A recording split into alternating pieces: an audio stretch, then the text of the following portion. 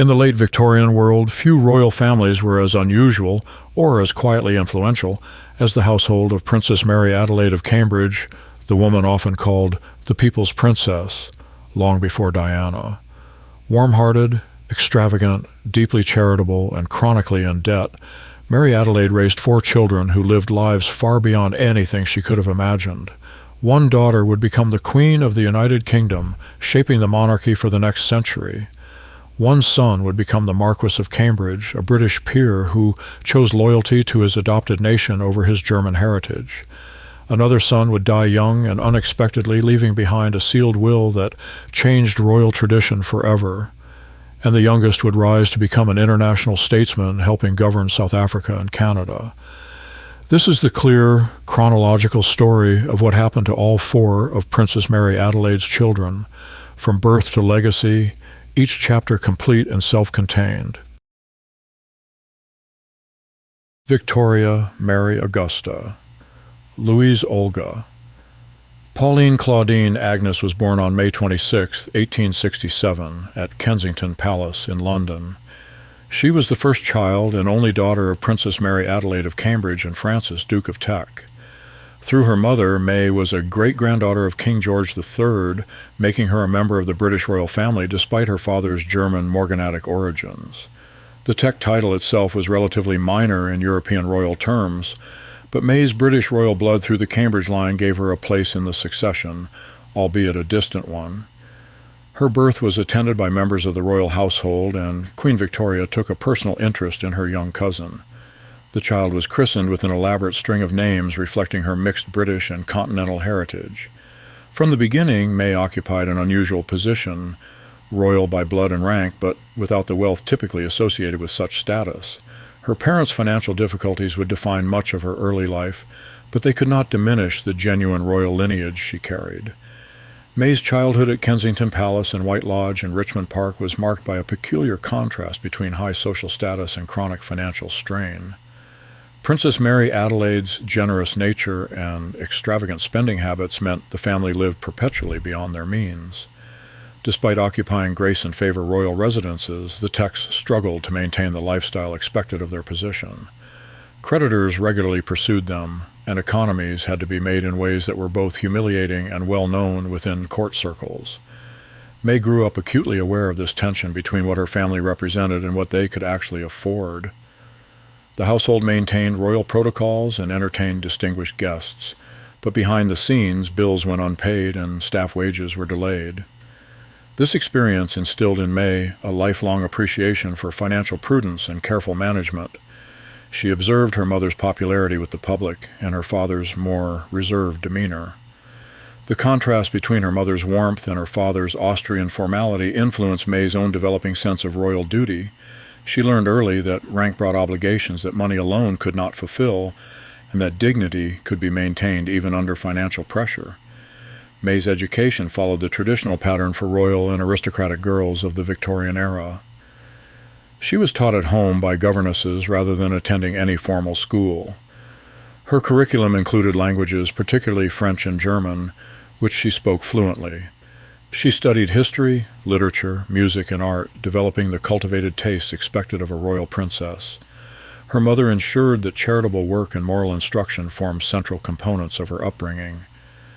May accompanied Princess Mary Adelaide on visits to hospitals, orphanages, and institutions for the poor, learning firsthand about social responsibility. She was trained in the proper conduct of royal duties, including how to receive guests, manage household staff, and participate in ceremonial functions. Unlike many royal children who were indulged, May's education emphasized discipline, order, and duty. She developed a serious, somewhat reserved temperament, very different from her mother's ebullient personality. Her governess instilled in her a love of collecting and cataloging, which would become a lifelong passion. May learned to read voraciously and develop strong opinions about art and antiques. This education, though traditional, gave her the intellectual foundation and moral framework that would serve her throughout her life as a working royal. In 1883, the Teck family's financial situation reached a crisis point. Unable to maintain even basic expenses in London and facing mounting debts, Princess Mary Adelaide and her husband made the difficult decision to leave England temporarily. The family relocated to the continent, living primarily in Florence, Italy, where the cost of living was substantially lower. This period, which lasted until 1885, was referred to politely as a tour, but was understood by everyone as a strategic retreat for economic survival. For 16-year-old May, the exile proved formative rather than merely humiliating. In Florence, she was exposed to Renaissance art, architecture, and culture in ways that would have been impossible in England.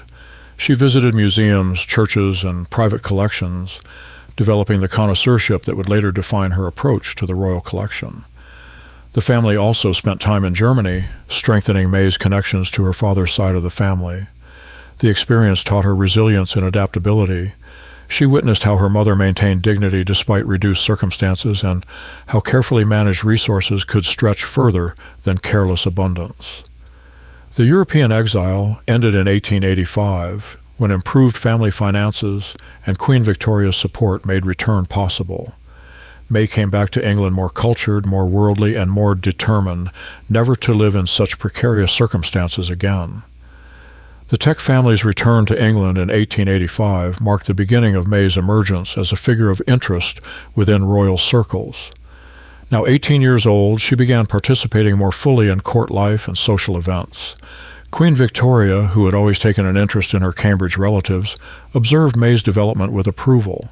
The young princess's serious demeanor, her evident sense of duty, and her proper conduct contrasted favorably with some of the more frivolous members of the extended royal family. May was invited to royal gatherings at Windsor, Balmoral, and Osborne House, where she built relationships with Victoria's children and grandchildren. Her mother's continued popularity with the British public helped maintain the family's social position despite their well-known financial troubles. May developed a close relationship with several of Queen Victoria's grandchildren, particularly those of similar age. She attended balls, garden parties, and other social functions appropriate to her rank, though always with careful attention to expenditure. During this period, she was regarded as intelligent, well-mannered, and suitable for an advantageous marriage. However, her lack of personal fortune made her a less obvious choice than some other available princesses. Queen Victoria, however, had begun to consider May as a potential bride for one of her own grandsons, recognizing qualities of character that transcended financial considerations. In December 1891, May's life changed dramatically when Prince Albert Victor, Duke of Clarence and Avondale, proposed to her at Luton Hoo. Albert Victor, known as Eddie, was the eldest son of the Prince of Wales, later Edward VII, and second in line to the throne after his father. The engagement was announced with great fanfare and public approval. May, now 24, seemed an excellent choice for the future king. She was properly royal by blood, well-educated, dutiful, and already trained in royal responsibilities. The wedding was scheduled for February 27, 1892, at St. George's Chapel, Windsor. Preparations moved forward rapidly, and public enthusiasm was considerable. Then tragedy struck. In January 1892, during an influenza epidemic, Prince Albert Victor fell ill at Sandringham. His condition deteriorated rapidly, and he died on January 14, 1892, just 6 weeks after the engagement. May's position became extraordinarily difficult. She had been engaged to a future king, elevated to unprecedented prominence, only to have those expectations collapse with shocking suddenness. The nation mourned Prince Albert Victor, and May mourned both the man she had expected to marry and the future she had prepared for. She retreated from public life, accompanying her family on another visit to the continent to escape the intensity of public sympathy. The failed engagement, however, had established May as a serious and suitable candidate for royal marriage. Within the royal family, another possibility was already being considered. Prince George, Duke of York, was Prince Albert Victor's younger brother. His brother's death had suddenly made him second in line to the throne, a position he had never expected to occupy. In the months following Prince Albert Victor's death, George and May saw each other at family gatherings and social events. What began as shared grief gradually developed into mutual respect and affection. Queen Victoria strongly encouraged the match, viewing May as ideally suited for the responsibilities that would eventually fall to George. On May 3, 1893, just over a year after his brother's death, Prince George proposed to May at Sheen Lodge. She accepted, and their engagement was announced with widespread approval. They were married on July 6, 1893, at the Chapel Royal, St. James's Palace. The ceremony was more modest than the elaborate state wedding originally planned for May and Prince Albert Victor, reflecting both recent mourning and changing times. The marriage proved remarkably successful. May brought organization, cultural sophistication, and an unwavering sense of duty to her new role as Duchess of York. George, though less intellectually inclined than his wife, valued her judgment and relied on her support. They established their household at York Cottage on the Sandringham estate, a surprisingly modest residence given their royal status.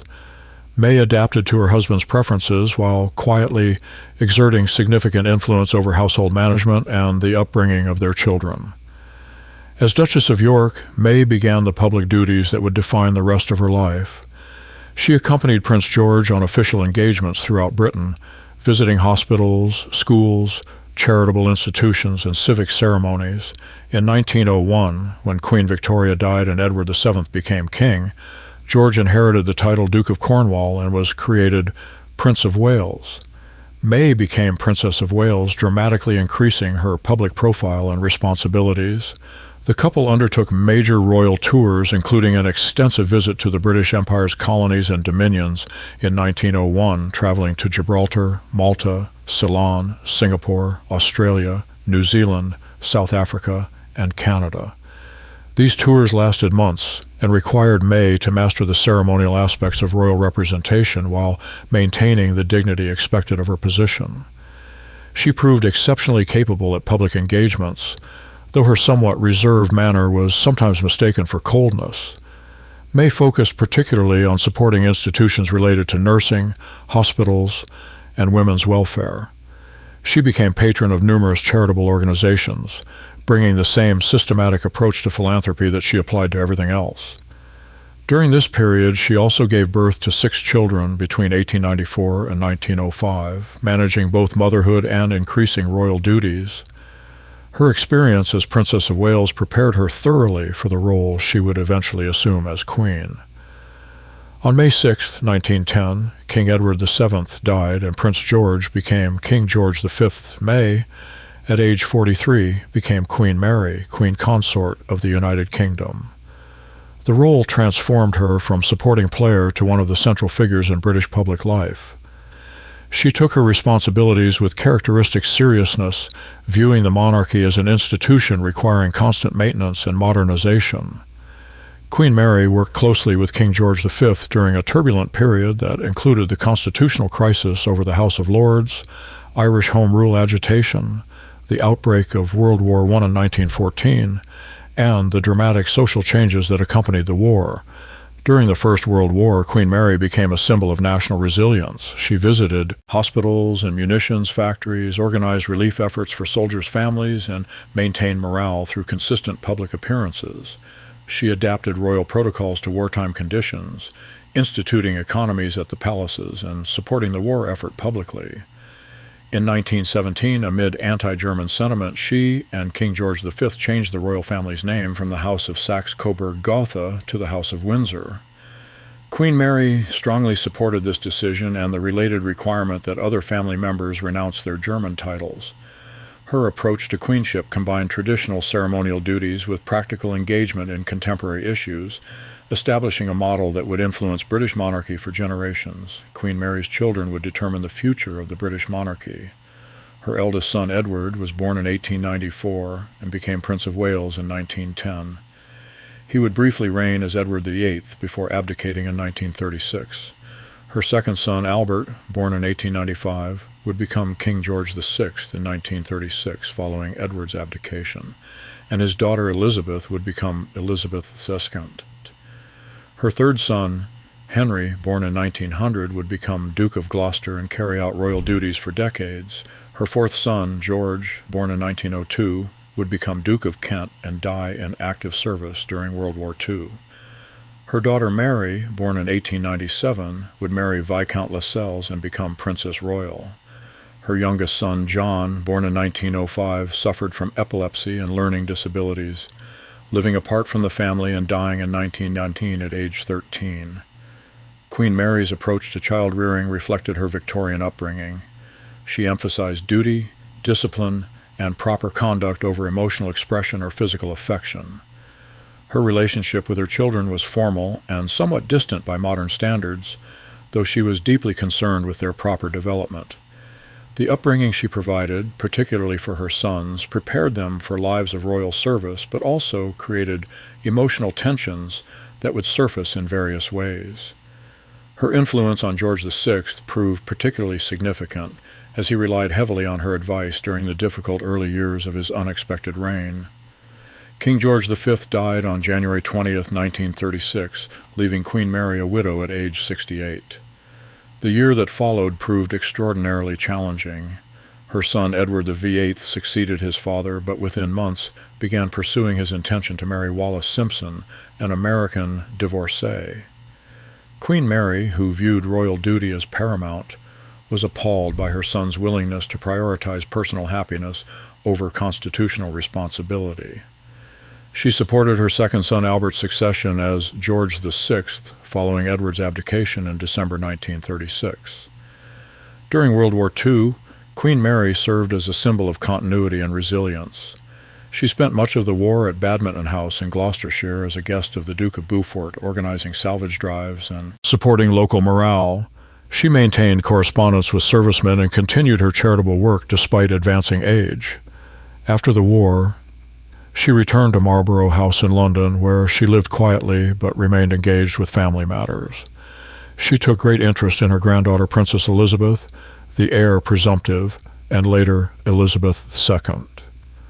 Queen Mary died on March 24, 1953, at age 85, just 10 weeks before her granddaughter's coronation. She had requested that her death not postpone the ceremony, demonstrating her lifelong commitment to duty over personal sentiment. Her funeral reflected her status as the last link to the Victorian royal tradition. Queen Mary's legacy extends far beyond her years as queen consort. She fundamentally shaped the modern British monarchy's approach to duty, ceremony, and public service. Her emphasis on dignity, consistency, and institutional loyalty established standards that continue to influence the royal family's conduct. She was instrumental in preserving and expanding the royal collection, personally acquiring thousands of items of artistic and historical significance. Her systematic cataloging and display of royal treasures transformed scattered holdings into a coherent collection recognized for its cultural importance. Queen Mary's influence on her grandchildren, particularly Elizabeth II, proved lasting. The young Elizabeth observed her grandmother's unwavering sense of duty and her ability to adapt royal traditions to changing circumstances without abandoning essential principles. The abdication crisis of 1936 reinforced Queen Mary's conviction that personal desires must yield to institutional responsibilities, a lesson Elizabeth II took deeply to heart. Queen Mary's public image, the figure in elaborate gowns and toque hats, always composed, always dutiful, became iconic. She represented continuity through multiple reigns and extraordinary historical upheavals. Her descendants through George VI continue to occupy the British throne, ensuring that her influence remains embedded in the monarchy's ongoing evolution. Prince Adolphus, Charles Alexander Albert Edward George Philip Louis Ladislaus of Teck, was born on August 13, 1868, at Kensington Palace. As the first son and second child of Princess Mary Adelaide of Cambridge and Francis, Duke of Teck, Adolphus inherited certain expectations from birth. In the patriarchal structure of Victorian aristocracy, he was his father's heir and would eventually inherit the Duke of Teck title. However, the title itself carried limited prestige and no significant financial resources. Like his sister May, Adolphus was royal by blood through his mother's descent from George III, but his father's morganatic background complicated his position within the broader European royal hierarchy. He was given the style His Serene Highness rather than the His Royal Highness, accorded to children of fully royal marriages. This distinction, though subtle, marked him as somewhat outside the inner circle of British royalty despite his undeniable lineage. From early childhood, Adolphus understood that his family's position was anomalous. They possessed rank without corresponding wealth, status without security. His parents' financial difficulties affected him as much as they did his sister, though as the eldest son, he perhaps felt additional pressure to eventually restore the family's economic position through his own efforts or advantageous marriage. Adolphus grew up in the same financially precarious circumstances that shaped his sister May's childhood. The family's residence at White Lodge in Richmond Park provided impressive surroundings, but required maintenance expenses that consistently exceeded available resources. As a boy, Adolphus witnessed his mother's spending habits and his father's inability to control the resulting debt. The family's 1883-1885 exile to the continent for economic reasons occurred during Adolphus's adolescence, a formative period when such experiences could prove particularly impactful. Unlike his sister, who found cultural enrichment in Florence, Adolphus experienced the exile as somewhat more restrictive and frustrating. As a teenage boy with military ambitions, being away from England meant being away from the institutions that could advance his career. Nevertheless, the experience instilled in him a strong work ethic and a determination to build a stable, respectable life through service rather than depending on uncertain family resources. His parents ensured he received proper education for a royal prince, including classical studies, modern languages, and physical training. Adolphus developed a straightforward, dutiful temperament, less intellectually inclined than his sister, but equally committed to upholding family honor through personal conduct and public service. Following the traditional path for younger sons and military-minded aristocrats, Adolphus pursued a career in the British Army. He received training appropriate for an officer and gentleman, though the exact details of his military education are less documented than those of more senior royals. In 1894, at age 26, he received a commission in the Life Guards, one of the most prestigious cavalry regiments in the British Army. The Life Guards form part of the household cavalry responsible for ceremonial duties protecting the sovereign as well as military service when required. For Adolphus, the commission represented both professional opportunity and social validation. Military service was considered an honorable career for princes and aristocrats, providing structure, purpose, and advancement based partly on merit and partly on connections. Adolphus took his duties seriously, participating in training exercises, ceremonial functions, and the social life associated with his regiment. He advanced through junior officer ranks during the 1890s, building a reputation as a competent and reliable officer. His military service also provided financial compensation, modest though it was, compared to his family's ongoing expenses. The Life Guards posting kept him close to London and royal circles, allowing him to maintain family connections while establishing his own independent identity as a serving officer.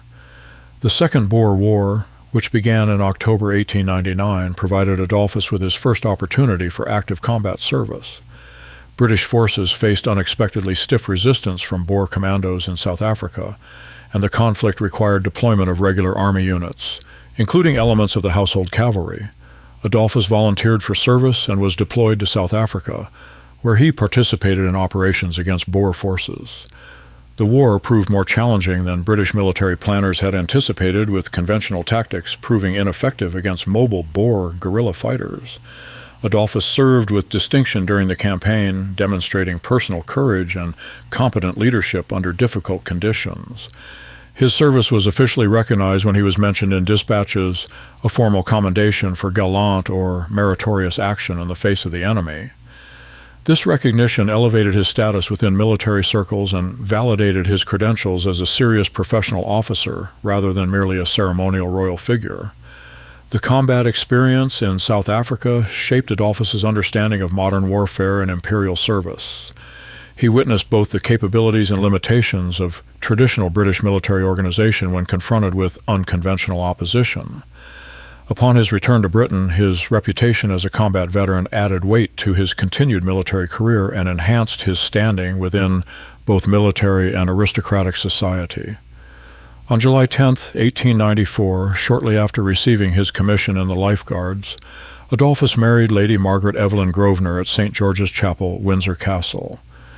Lady Margaret was the daughter of Hugh Grosvenor, 1st Duke of Westminster, one of the wealthiest men in Britain, thanks to extensive London property holdings. The marriage represented a significant social and financial advancement for the Tech family. Lady Margaret brought with her not only substantial personal wealth, but also connection to one of Britain's most prominent aristocratic families. The Grosvenors' fortune ensured that Adolphus and his wife could live comfortably, finally escaping the financial precariousness that had defined his childhood. The marriage produced 4 children: George, born in 1895, Mary, born in 1897, Helena, born in 1899, and Frederick, born in 1907. Lady Margaret proved an excellent partner for Adolphus, managing their household efficiently and supporting his military career. Her wealth allowed the couple to maintain appropriate social standing without the constant anxiety about money that had plagued Adolphus's parents. The marriage also strengthened the Tech family's integration into British aristocracy. Whereas Adolphus's father remained somewhat foreign in manner and outlook, Adolphus himself, through education, military service, and marriage, became thoroughly British in identity and allegiance. This transformation would prove particularly significant during the upheavals of World War I. World War I placed families with German connections under intense scrutiny in Britain. Anti-German sentiment ran high, and even royal relatives with German titles faced suspicion and hostility. King George V recognized that the royal family's German dynastic name, Saxe-Coburg-Gotha, had become a political liability. In July 1917, he issued a proclamation changing the royal house's name to Windsor and requested that relatives with German titles renounce them and adopt British peerages instead. Adolphus, Duke of Teck, responded immediately. He relinquished his German title and styles, surrendering the designation Duke of Teck and His Serene Highness. In their place, he was created Marquess of Cambridge, Earl of Eltham, and Viscount Northallerton, becoming part of the British peerage with the style the most honorable. The choice of Cambridge honored his mother's family, the Cambridges, linking him directly to his British royal heritage through Princess Mary Adelaide. The decision represented more than merely adopting a new title. It was a public declaration of complete loyalty to Britain over any residual German connections. Adolphus's brothers made similar choices, with Alexander becoming Earl of Athlone. The transformation from German prince to British peer formalized what had already been true in substance. Adolphus was British in every meaningful sense. His continued military service during the war, his marriage into British aristocracy, and his children's upbringing all reflected thorough integration into British society. The 1917 title change simply made official the national allegiance he had already demonstrated through his life and service. Adolphus, now Marquess of Cambridge, and his wife Lady Margaret had 4 children who represented the next generation of their thoroughly British family. Their eldest son, George Francis Hugh, born in 1895, held the courtesy title Earl of Eltham during his father's lifetime. George served in the British Army during World War I, participating in combat on the Western Front. Tragically, he died on April 14, 1930, at age 34, predeceasing his father. George left behind a widow but no children. Their eldest daughter, Lady Mary Cambridge, born in 1897, lived a long life, dying in 1987 without having married or had children. Their second daughter, Lady Helena Cambridge, born in 1899, married Colonel John Gibbs in 1919 and had children, continuing that branch of the family through the Gibbs line. Their youngest child, Frederick Charles Cambridge, born in 1907, became Earl of Eltham after his elder brother's death and stood to inherit the marquessate. However, Frederick also predeceased his father, dying on May 30, 1940, during World War II. Frederick had married but had no children. When Adolphus, first Marquess of Cambridge, died on October 24, 1927, at age 59, the succession became problematic. Since both his sons had predeceased him without male heirs, the Marquisate of Cambridge became extinct at his death. The extinction of the title represented the end of this particular branch's titled line, though descendants continued through the Gibbs family.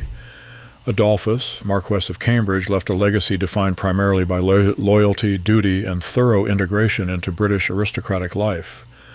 Unlike some continental royals who maintained separate German identity while living in Britain, Adolphus embraced British nationality completely. His military service, particularly during the Boer War, established him as a professional soldier rather than merely a ceremonial figure. His marriage to Lady Margaret Grosvenor connected the Teck family firmly to Britain's most established aristocracy, while his children's upbringing ensured they were entirely British in outlook and identity.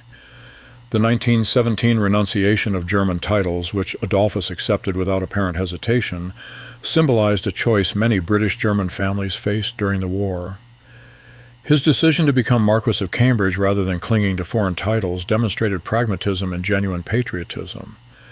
As the eldest son who continued the family line, though briefly and without ultimate continuation of the marquessate, Adolphus served as a bridge between his mother's British royal heritage and his father's German background, ultimately embodying the former while acknowledging the latter only as historical fact. His support for his sister May, who became Queen Mary, further strengthened his position within royal circles.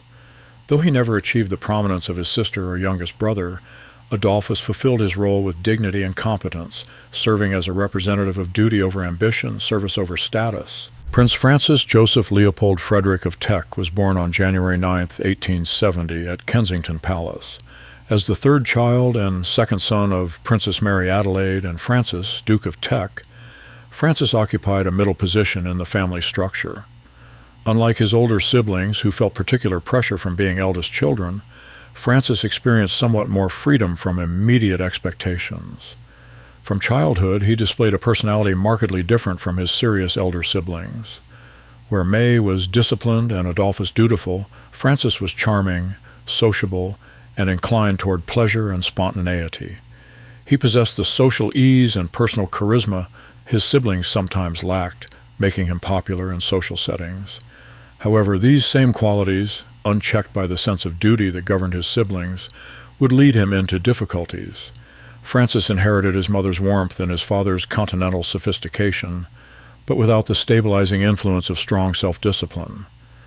As he grew older, this combination of charm and impulsiveness would define both his successes and his problems. He represented the family member who struggled most with the constraints of royal expectation, finding himself unable to fully reconcile his personal desires with the requirements of his position. Francis's education followed similar patterns to his brother's, with tutors and governesses providing instruction in languages, history, and classical subjects appropriate for a royal prince.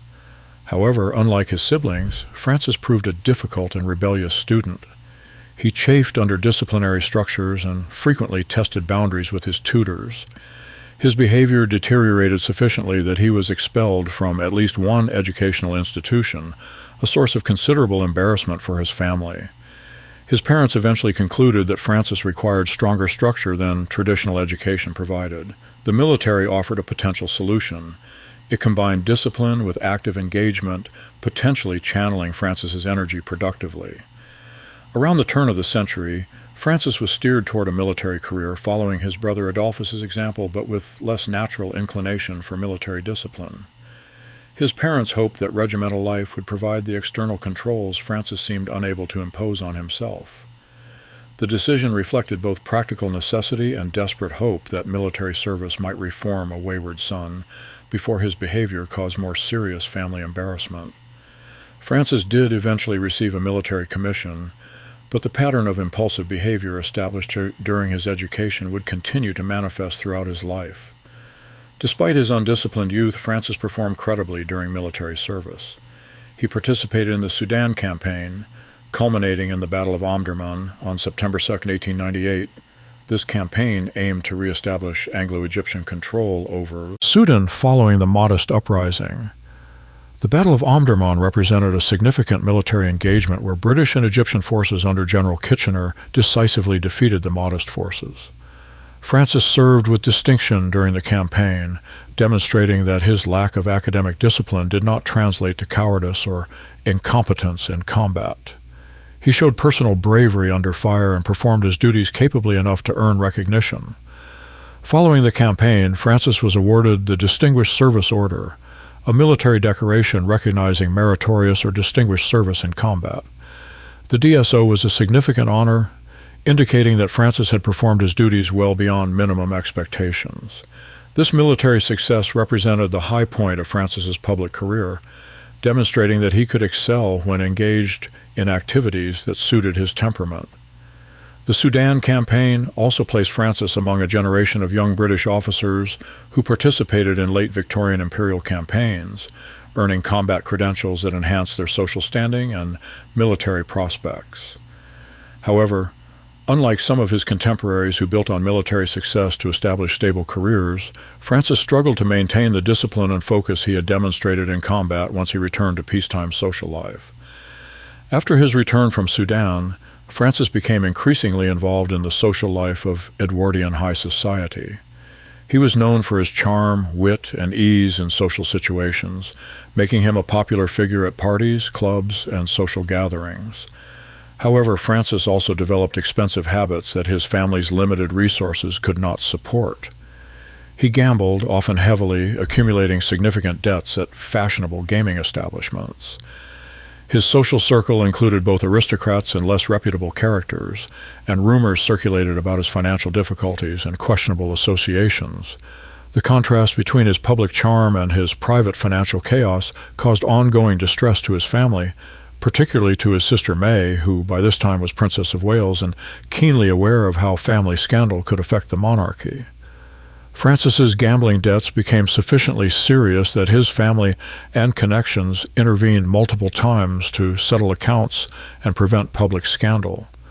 Despite these interventions, Francis seemed unable or unwilling to alter his behavior.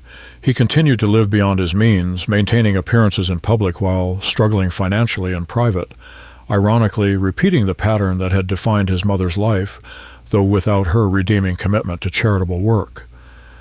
Francis's reputation within royal and aristocratic circles became problematic.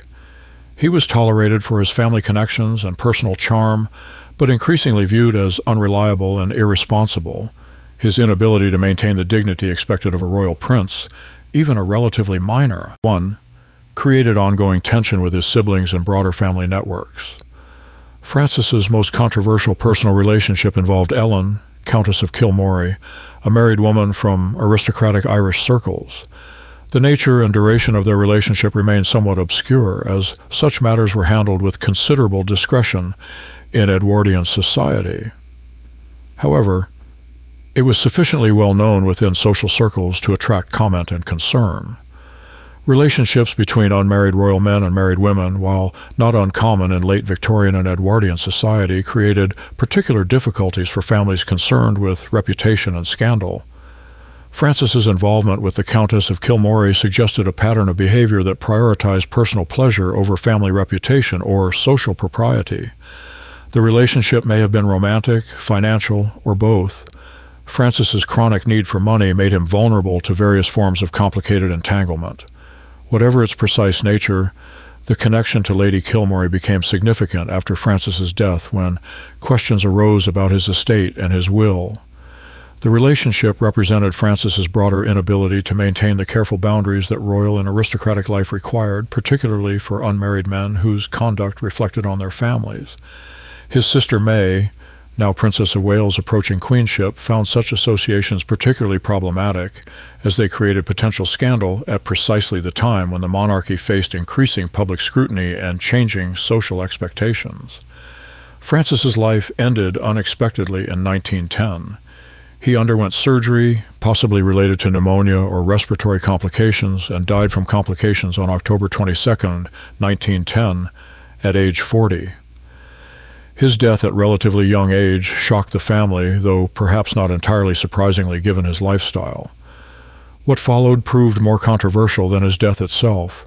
Francis's will, when examined, contained provisions and revelations that his family considered deeply embarrassing. The specifics were never made public, but the will apparently involved financial matters and possibly bequests related to his relationship with the Countess of Kilmorey. King George V, who had succeeded Edward VII earlier in 1910, made the unprecedented decision to have Francis's will sealed, preventing it from becoming part of the public record as most wills did.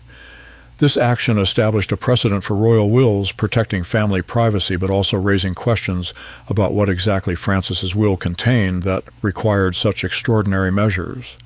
Speculation focused on the Cambridge emeralds, valuable family jewels that had been in Princess Mary Adelaide's possession and should have passed through proper family channels. Francis may have disposed of these jewels inappropriately, either selling them to cover debts or bequeathing them outside the family. The sealed will prevented public confirmation of such transactions but couldn't entirely suppress rumor. The decision to seal Francis's will created a lasting precedent. Subsequent royal wills have generally remained sealed, ostensibly to protect family privacy, but also preventing public scrutiny of royal assets and their distribution.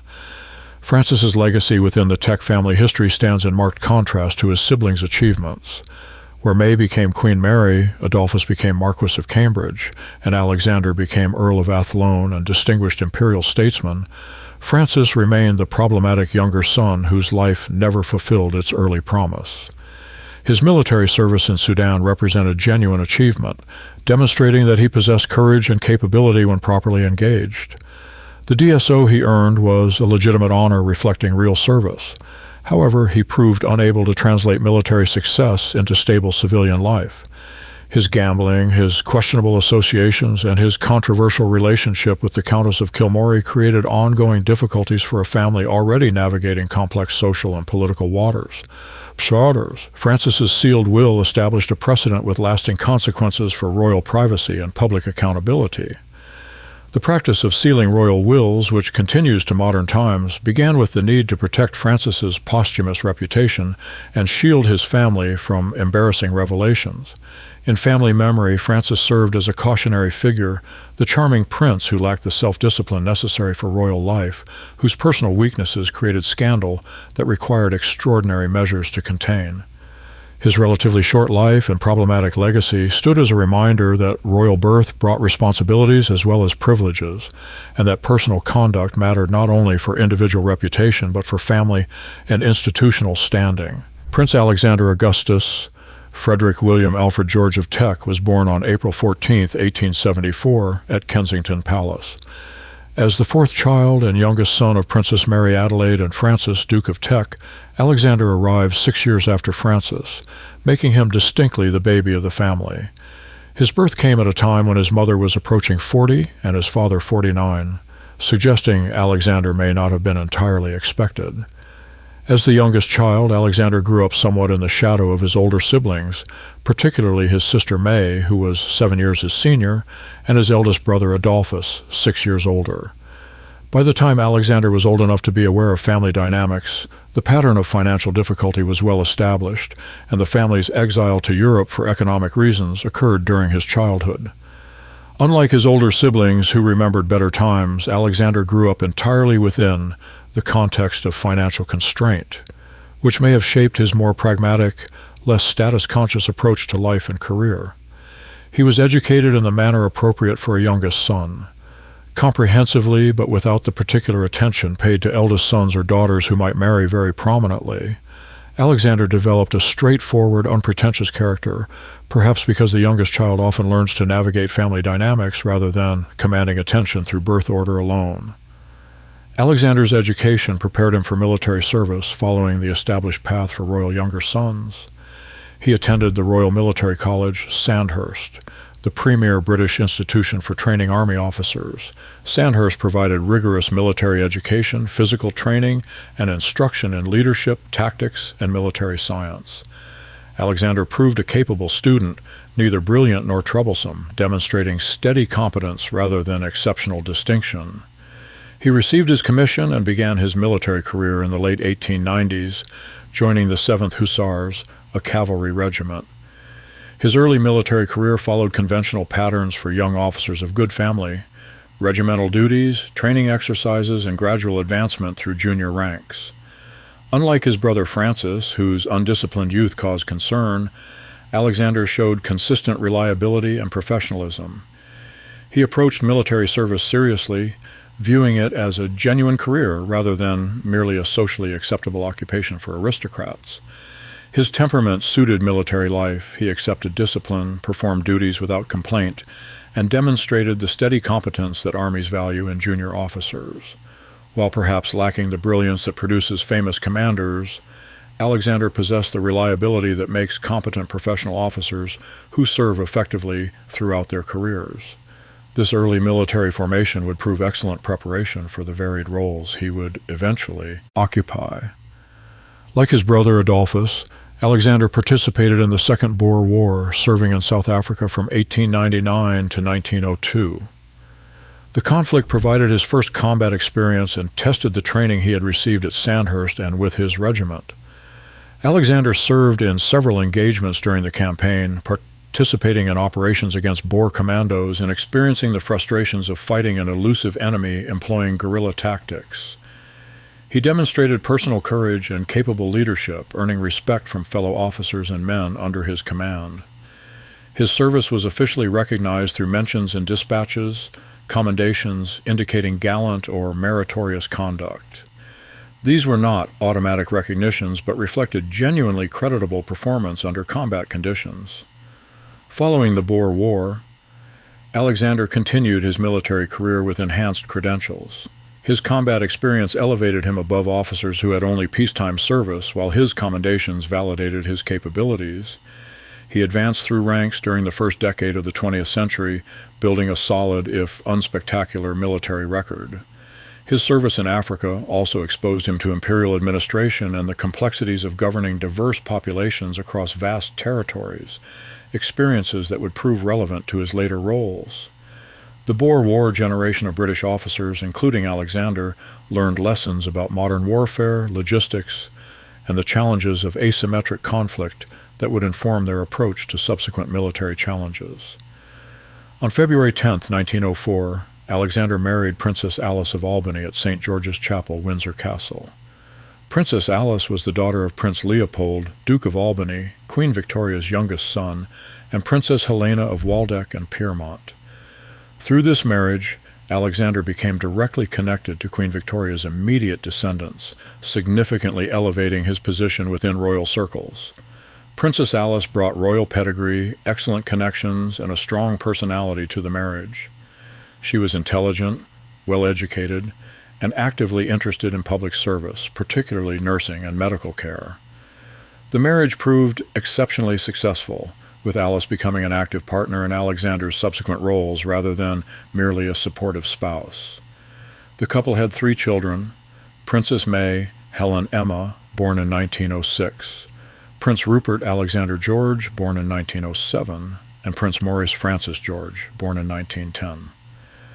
Alice's royal status enhanced Alexander's standing, making him more than merely a minor tech prince. Their partnership would prove crucial during the dramatic changes that World War I brought to European royalty and during Alexander's later service as Governor-General. Unlike some royal marriages contracted primarily for dynastic reasons, Alexander and Alice's relationship appeared genuinely affectionate and mutually supportive, which strengthened both their effectiveness in public roles and their ability to weather personal tragedies. When World War I began in August 1914, Alexander, now aged 40, returned to active military service. He served on the Western Front, participating in the brutal trench warfare that characterized the conflict. His prior combat experience in South Africa, while different in character from Western Front conditions, provided valuable background for understanding military operations under stress. Alexander held various command positions during the war, demonstrating the competence and reliability that had marked his earlier career. The war proved devastating for European royalty, particularly those families with German connections. In 1917, when King George V changed the royal family's name from Saxe-Coburg-Gotha to Windsor and required relatives to renounce German titles, Alexander complied without hesitation. He relinquished his title Prince of Teck and the style Serene Highness, instead becoming Earl of Athlone, Viscount Tremetone in the peerage of the United Kingdom, with the style the Right Honourable.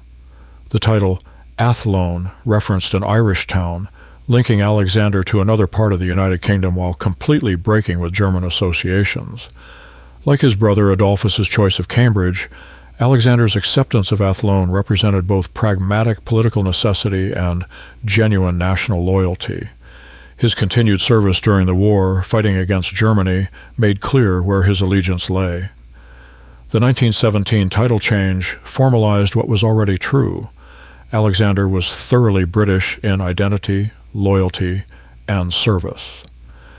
After World War I, Alexander, now Earl of Athlone, began a distinguished career in imperial administration. In 1923, he was appointed Governor-General of the Union of South Africa, serving until 1931. This position required him to represent the British Crown in a complex political environment where Afrikaner nationalism, British imperial interests, and emerging African political consciousness created ongoing tensions. Alexander performed his duties with diplomatic skill, maintaining ceremonial dignity while navigating politically sensitive situations. His experience in South Africa during the Boer War gave him unusual background knowledge of the country's complexities.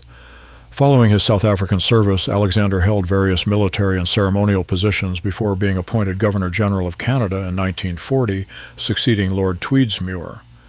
This appointment came during World War II, making the role particularly significant. Alexander and Princess Alice served in Canada until 1946, providing steady leadership and ceremonial continuity during the war years. They traveled extensively across Canada, visited military installations, supported war effort activities, and maintained morale through personal presence and symbolic leadership. The Canadian appointment was highly prestigious, representing trust in Alexander's diplomatic skills and public presence. His service demonstrated how the British Empire employed members of the extended royal family in constitutional roles requiring both political neutrality and symbolic authority.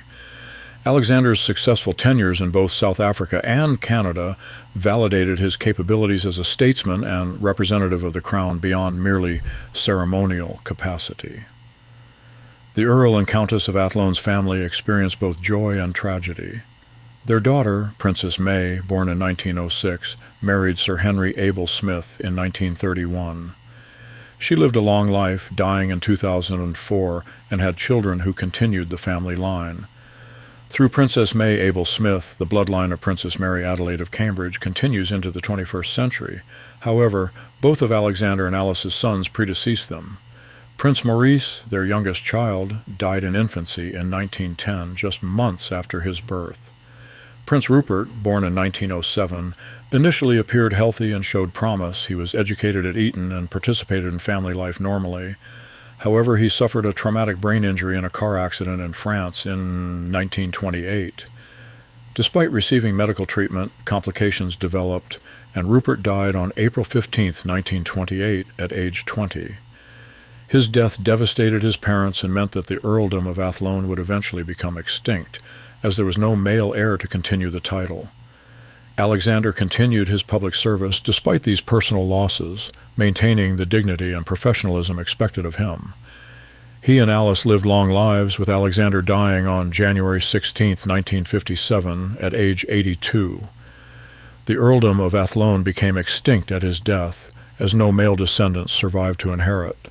Alexander's legacy rests on his decades of competent military and imperial service, his successful representation of the crown in complex colonial situations, and his personal dignity through both public achievement and private tragedy. The four children of Princess Mary Adelaide of Cambridge took remarkably different paths through the 20th century's transformations.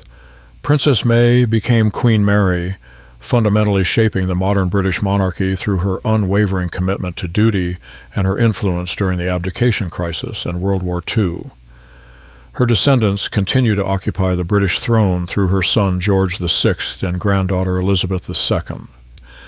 Prince Adolphus became Marquess of Cambridge, serving with distinction in military and ceremonial roles and representing the thorough integration of the Tech family into British aristocracy, though his line ended without male heirs to continue the Marquessate.